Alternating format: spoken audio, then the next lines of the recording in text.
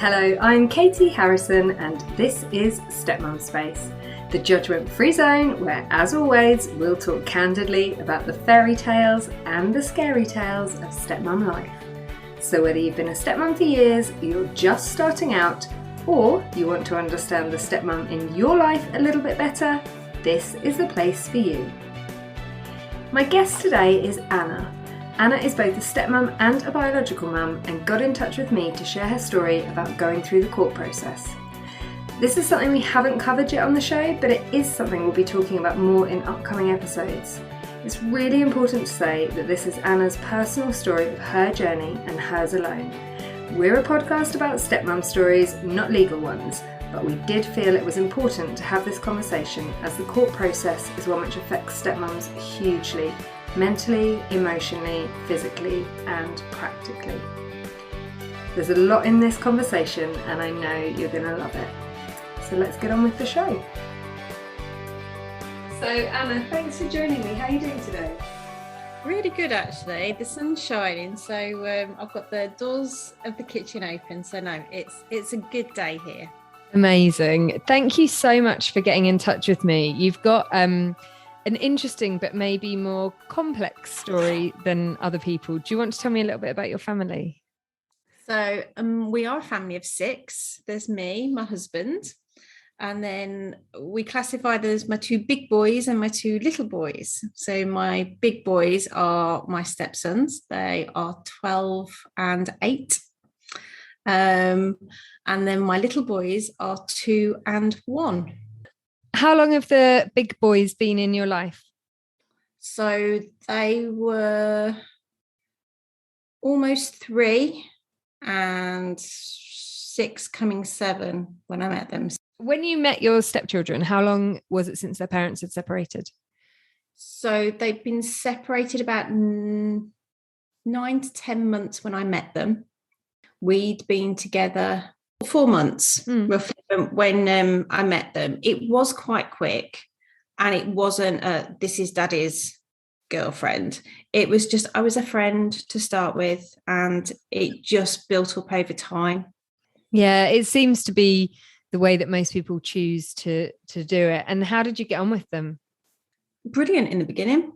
There was never, it was that dream scenario. There was no issues. They were both so open, loving and engaging. And I think because my husband was so relaxed, he'd come out of his marriage not expecting to have a marriage end. His ex-wife had an affair.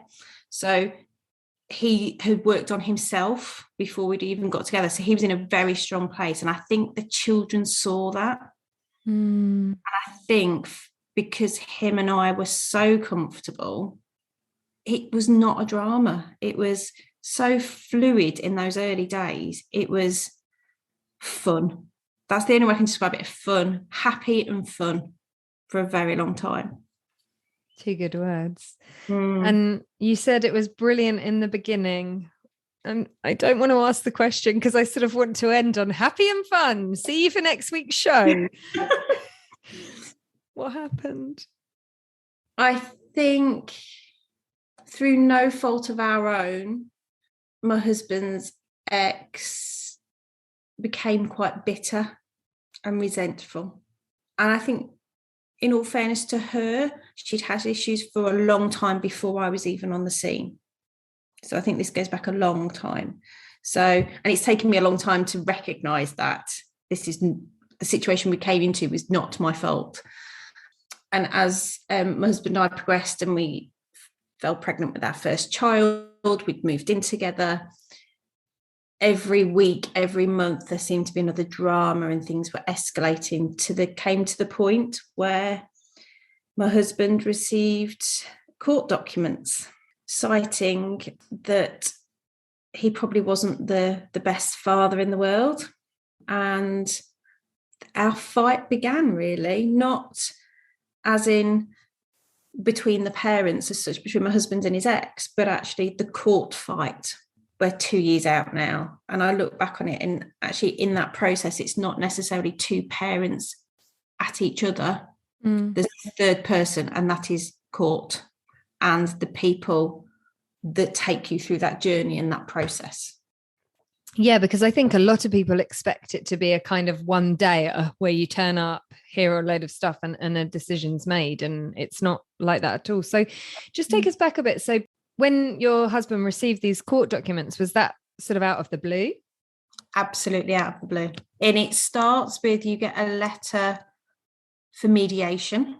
When you go to those mediations, it is face to face with the ex, with a mediator, and mediators are normally solicitors. So at that point, as a stepmom, and I was fairly pregnant at the time when it all really started, and that was part of her trigger. As a stepmom, you're not party to it. You're excluded from proceedings. But yet in those meetings, you can make any allegation, challenge anyone's behaviour, and paint them, particularly a stepmom, as the wicked stepmom. And you don't have any way to say, hang on a minute, I didn't do that. That's not me. You don't know me. And at that point, she didn't know me. And to this day, I don't really know her. And what did she want? What was she aiming for by taking your husband to court? The long and short of it was financial gain. She was in some financial difficulties. I don't know whether she was angry, but she was hurt that I was probably, or we were, living the life that she'd craved and hadn't had. So the guy who she sort of had an affair with during her marriage, did he disappear from the scene? Oh no, he was on the scene. He never left. But yet she was still envious of your life. Yes, because she still wasn't living the life she dreamed of. She wasn't able to be open. I think she had some shame and a bit of an embarrassment, and she was very angry. And she probably was angry that my husband was so happy. I've heard it before, and you never really believe it. Friends very close to my husband that have known him since he was a childhood say they got their friend back when we got together. The whole time he was with his ex, and they were together for 8 years. The whole time they were together, it wasn't the friend that they knew. They were distant, they hadn't connected, they didn't see him. And all of a sudden, he's got this new lease of life after what was a catastrophic event for him. His wife was having an affair, and even to this day, he openly admits that. But he put himself back together in such a strong way. And that was really the catalyst. She was upset that he was happy. And I guess the grass turned out to be not so green on the other side. Not really.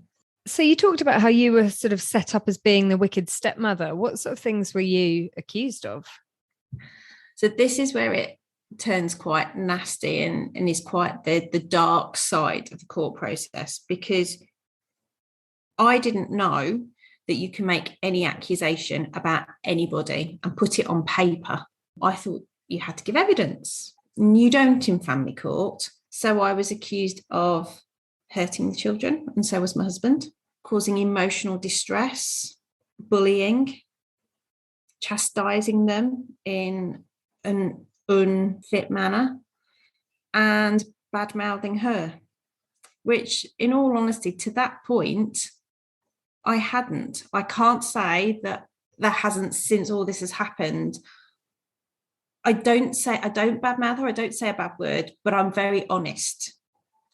And I think that now comes through. Whereas if something's said that we've done, not done, okay, here's the evidence, here's the text message. This is what we've said. This is not what you're being told, is not actually true. And that's a conversation with the children. It's very new. We've had to change, and that's the biggest part of coming out of the court process. We've had to change how we parent my big boys, in the fact that we do have to probably be far more honest, open and transparent with them than we would like in an ideal world. You want to cocoon them and protect them. But actually, we've learned the hard way that if we try and do that and we don't say actually what's going on, their minds wander, and it's intimidating for them, and they can get quite scared, and then they feel torn between parents. So we have a policy at home. If you've got a question, ask it. We will do our best to answer it as clear and as far as we can.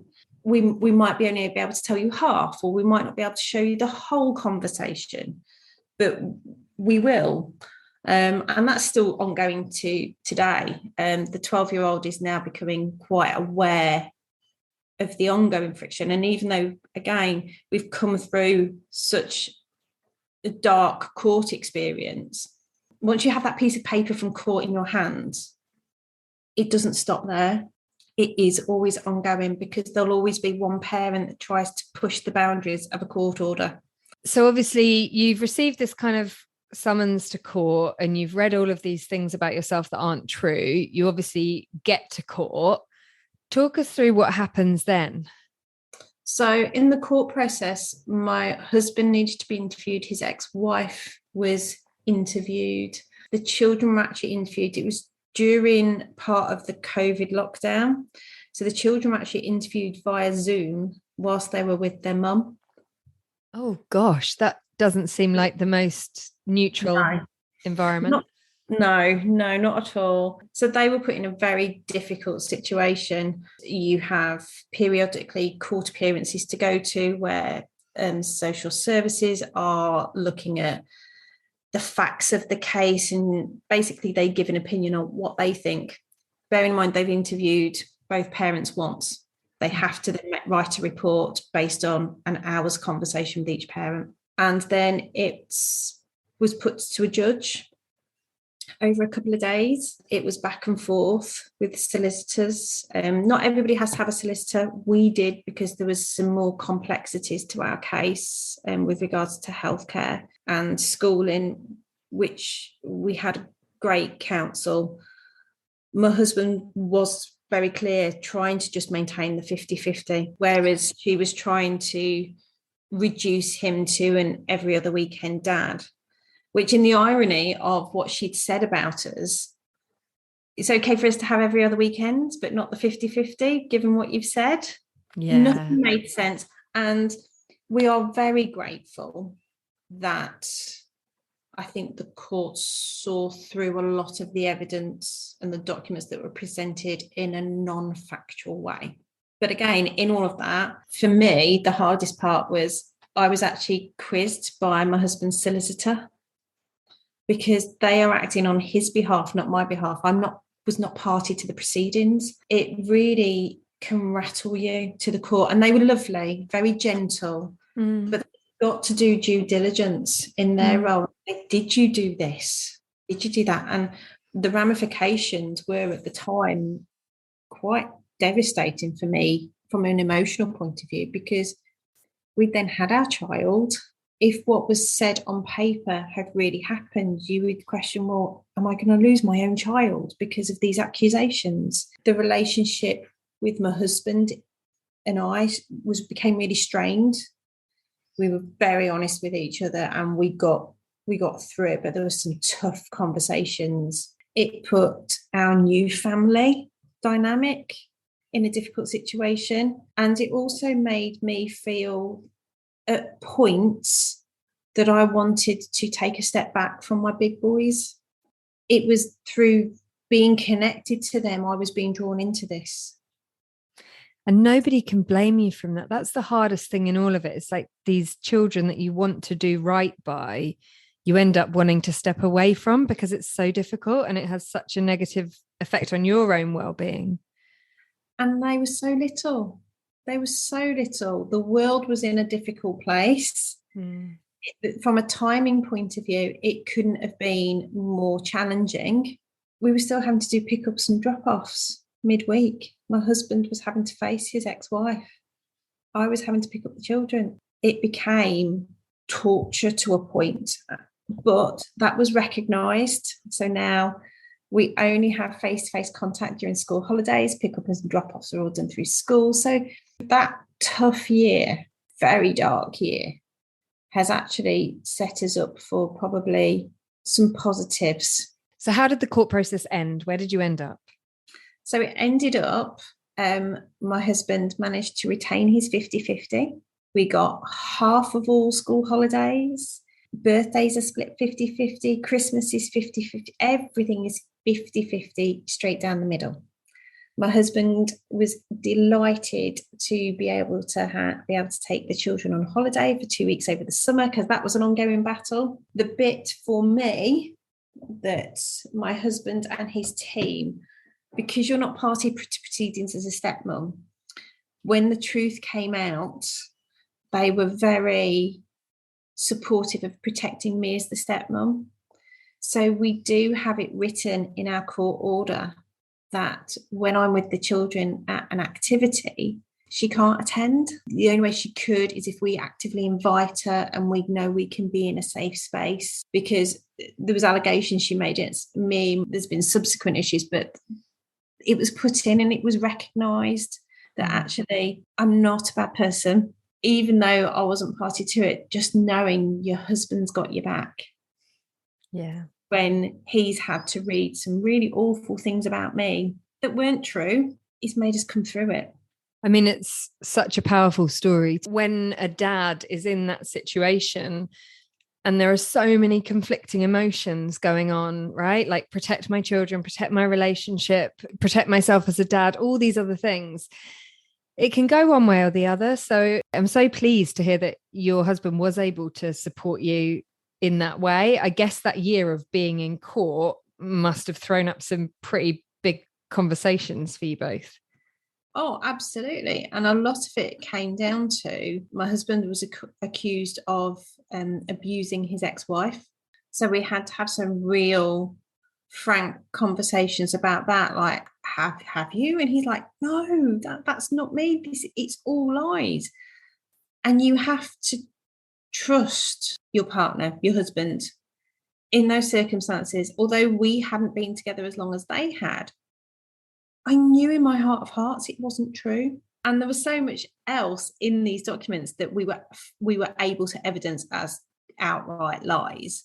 But again, he had to come to me and say, have you done this to the children? Did you say this to them? No, I didn't. That didn't happen. This happened, or they had a timeout, or no different to we've always done. You were in the house, if you remember, on this occasion, because it was very rare that I would do any of the telling off or trying to support them in their behaviours and making good decisions. And I've done a lot with them over schoolwork. The schoolwork issue was turned as I was making them sit and do all this schoolwork, and I was not allowing them their freedom to live as a child. And it became so extreme. And I'm like, but you see me in the kitchen with them. You see us getting paint everywhere. And it's like, but it doesn't matter even if you've seen it and you know your partner hasn't done it. Somebody planting that seed of doubt in your head is a very powerful thing. It has taken me, and I've had some therapy to work through that, to say, okay, I'm on the other side of it now. It's okay. We're stronger than this. Yeah. And it's amazing the impact of somebody, like you say, just planting that seed of doubt. And then you're thinking, but hang on, what if that's true? And what if I'm the person who doesn't believe the truth? I mean, I guess the fortunate thing is you could see that this woman had form for lying, because you could read all the things that she'd lied about you. So, that sort of follows through. So it sounds like, obviously, it was a hugely stressful and maybe costly experience. So for us, yes, it was a case of remortgaging the house. It's not just the thousands, it's the tens of thousands for us, but it was needed. And looking back, it was worth every penny for my husband, not necessarily for me. For him, he wanted to give it his all. He wanted to fight to keep his babies, of which they are, and I'm very, very proud of him. I'm very proud of him. And you should be proud of yourself as well. I think that will come in future years. It's still too raw for me at the minute. It's very easy for me to talk about and let others know that you can come through it. It is okay. But actually, I still know what she put me through in that process. Some of it I'm not ready to deal with. Some of the accusations she made against me have put it to a point where I can't be around that person because I don't trust them. And it's quite uncomfortable to feel threatened by somebody that you didn't choose to bring into your life. So I've still got work on myself to do, and I know that, but I am just incredibly proud of my husband. So once you came out of court, you had the 50-50 that you had in the beginning, but it was much more clearly cut. It was court ordered. You didn't have to do drop-offs and pickups at the house anymore, which took away a lot of that for you. How has it been since with the kids? So with the children, my relationship with the eldest has just snowballed into the dream relationship. We've talked over the last couple of years very much about lies and how lies can destroy lives. So we're very transparent. We use the news, we use different sources, books, to try and educate them. And my 12-year-old has grasped that. He's grasped when he's told something to always say, is that true? And actually, he's developing his own personality through what he's been through, and now recognise that actually there is a difference between houses. So he loves his mum dearly, but he doesn't have an open relationship with her, I would say. Those are his words. It's not open. I can't just come into the kitchen and talk to her, where he will be stood next to me and like a shadow around the house at points. So my relationship with him has blossomed. Same with his dad. The relationship with his dad has blossomed, and they're not best friends, but they have a buddy relationship where they can really mess around with each other, and it's just fun. Neither of them feel that they've got to look over their shoulder, and that fear of being watched has gone. The relationship with the younger ones is more challenging. He's at that phase where he can tell some porcupines at the moment. And he's 8, right? Yeah. And that is causing some issues. Okay. So I would say post-court, the relationship with him has deteriorated. Not beyond repair, but the connection's not as strong as what it was. But again, because of his age, he can't remember a lot of what he went through. So we're almost like starting from scratch. Just want to circle back to what you were saying earlier on about kind of telling the kids the truth, and how now obviously they're going between their mum's house and your house and still sort of hearing things that aren't true. There's always a lot of advice around kind of never speak badly about the other parent. But so many women kind of say to me, but what do you do when the other parent's behaving really, really badly and it's impacting the children's view of you? Like you're then stuck in the middle of like rock and hard place. So how do you handle it? That was exactly what we was in. And we did an awful lot of research and got an awful lot of advice. And in the end, we made the decision that actually the only way the children can feel empowered to make their own decisions about situations rather than being influenced is by being honest. There's certain things that are quite fraught and quite nasty we don't disclose. But if it's something like, school trips are the best one. Your school trip, you can't go on because it's not paid for. My husband can go, that's not true, darling. Here's the app. This is where it is. This is my name. These are my bank details. It's done. Don't worry about it. And you can just see they're like, oh. Yeah. And my husband is like, and it was done 2 weeks ago. So it's very, very minor things. And I think because we can show them the minor things, they are able to process the bigger issues. And how do they respond to that? Because being clearly shown that your mum is lying to you, there's no grey here, that must be so confusing for a child. I think it is. And do they have a good relationship with your 2 little boys? Oh my goodness. Yes, they are. They're a nightmare when they're together, but in such a positive way. I remember when I had my youngest and I'd literally nipped to the loo and gone back into the living room, and there's the, what was then 11-year-old going, "It's fine, I'm under control." There was a pooey nappy all over, and he was like, "I was just helping you out because I just knew I could do this." I was like, "Okay, do it." So they're very on board, they're very engaging. They play together beautifully. The oldest of the big boys and the oldest of the little boys have a bond that is very, very strong. The youngest of the big boys and the youngest of the little boys, theirs is starting to develop as well. So it's beautiful to watch, and it's very unique. And people around us are like, I can't believe they've got such a strong bond. I'm like, they really have. And I'm proud of my husband and I for ensuring that we've got that. We work very hard to do that. So it's so good to hear that your boys kind of get on so well and they're so close to each other. And after going through that really, really difficult year, you've all come out the other side. I know there'll be a lot of people listening to this who are either in the court process, about to start the court process, or wondering if it's something that they're going to come across in their relationship. Have you got any advice for them? So, should you do the court process? Yes. Knowing that my husband no longer has any fear of his ex stopping him seeing the children is amazing. That fear for him has gone. It is a very dark place to be when you're in it, and we were very lucky. Beginning to end, ours was only about 18 months, some are a lot longer.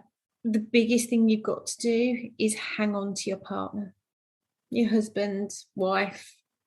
You will get each other through it. You will need each other far more than you realise.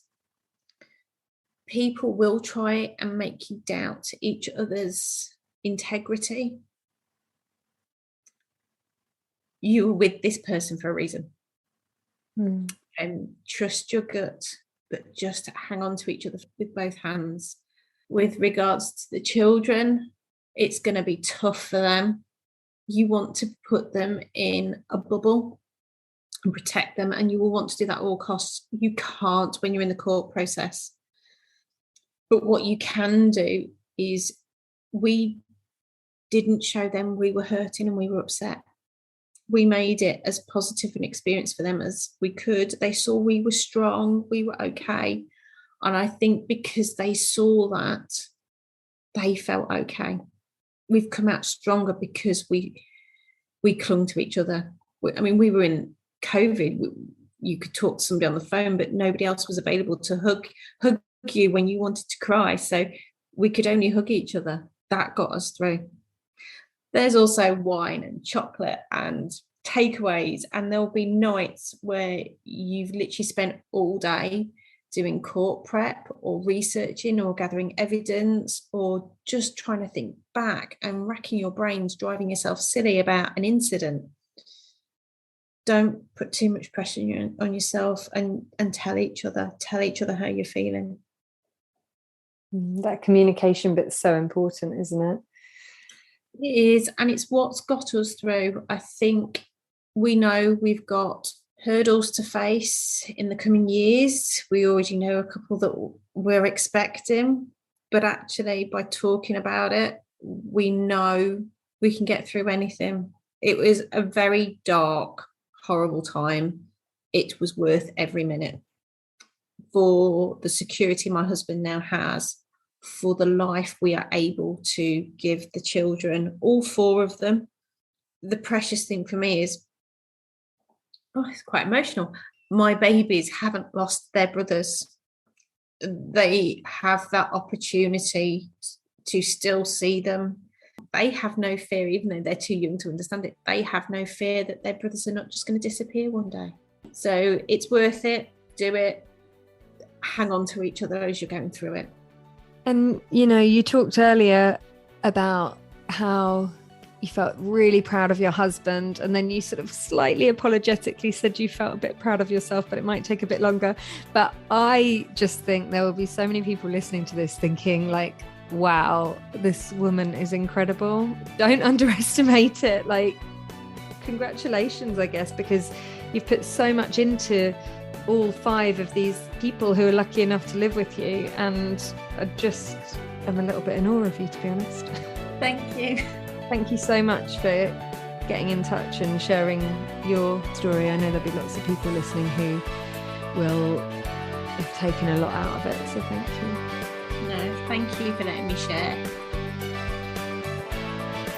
God, another absolutely amazing stepmum. So much in that chat to reflect on. There were so many moments in that chat when I had a real lump in my throat. I was just so moved by Anna's story and her tenacity and commitment to her husband and those 4 boys.